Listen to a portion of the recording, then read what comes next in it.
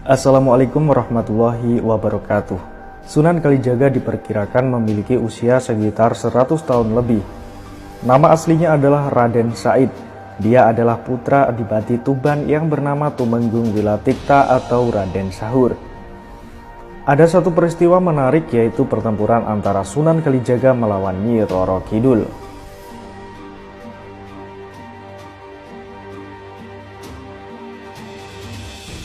Menurut cerita, sebelum menjadi Wali Songo, Raden Said adalah seorang perampok yang selalu mengambil hasil bumi di gudang penyimpanan hasil bumi di kerajaannya.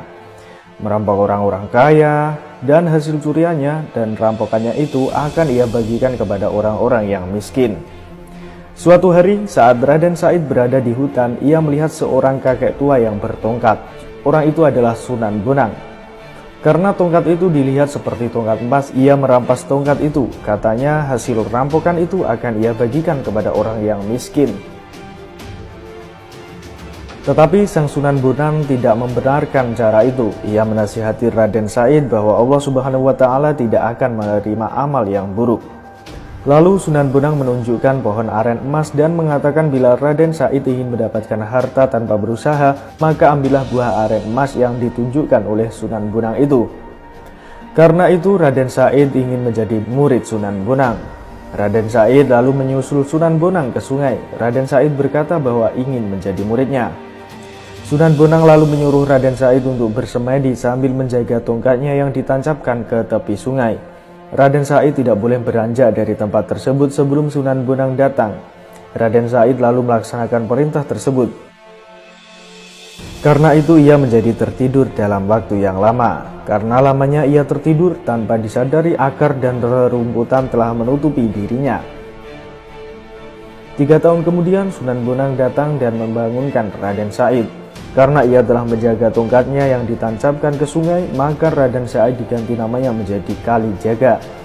Kalijaga lalu diberi pakaian baru dan diberi pelajaran agama oleh Sunan Bonang. Kalijaga lalu melanjutkan dakwahnya dan dikenal sebagai Sunan Kalijaga. Namun cerita ini banyak diragukan oleh para sejarawan dan beberapa ulama.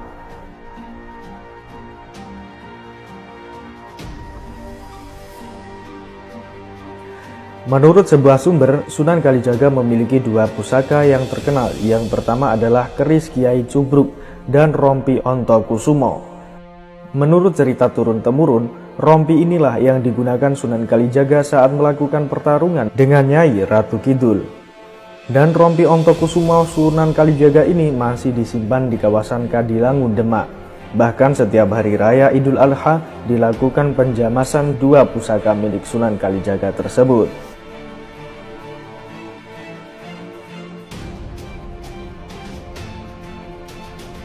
Kisah rompi Ontokusumo Sunan Kalijaga dimulai pada zaman kerajaan Demak berkuasa. Pada saat itu terjadi wabah penyakit yang ditimbulkan oleh Nyi Roro Kidul. Kemudian Sunan Kalijaga dan pasukan mulai mengirimkan bantuan ke daerah pantai selatan. Di sana terjadi hujan badai dan membuat keadaan masyarakat di sana semakin buruk. Kemudian Sunan Kalijaga mencoba untuk berdiskusi dengan Nyi Roro Kidul untuk memintanya menghentikan wabah yang terjadi. Tetapi Nyi Roro Kidul menolak permintaan Sunan. Akhirnya terjadilah pertempuran pertama. Tetapi karena Sunan Kalijaga tidak siap, maka dia mengalami kekalahan. Namun Sunan Kalijaga tidak pernah menyerah. Dia kembali ke Demak dan meminta petunjuk dan pertolongan Allah Subhanahu wa Ta'ala. Lalu dikisahkan jika beliau melakukan khotaman Al-Quran di serambi Masjid Demak, disaksikan oleh beberapa tokoh kerajaan dan beberapa wali di sana. Setelah selesai diadakan syukuran dengan memotong seekor kambing jantan.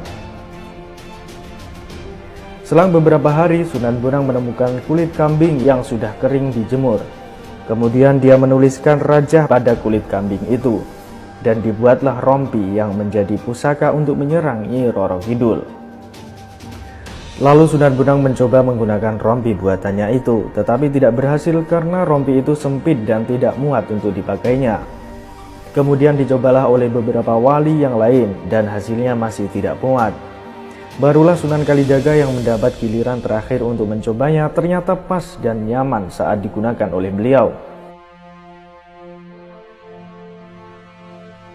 Esoknya beliau dan rombongan kembali lagi ke daerah pantai selatan untuk menyerang Nyi Roro Kidul, agar warga yang berada di sekitar bisa segera sembuh dari wabah yang ditimbulkan oleh Nyi Roro Kidul. Atas izin Allah Subhanahu wa Ta'ala, Sunan Kalijaga bisa memenangkan pertarungan dengan Nyi Roro Kidul, sehingga wabah bisa disingkirkan. Seperti itulah kisah singkat dari Rompi Ontokusumo, Sunan Kalijaga, dan pertarungannya dengan Nyi Roro Kidul. Wallahu alam. Sekian pembahasan kali ini. Wassalamualaikum warahmatullahi wabarakatuh.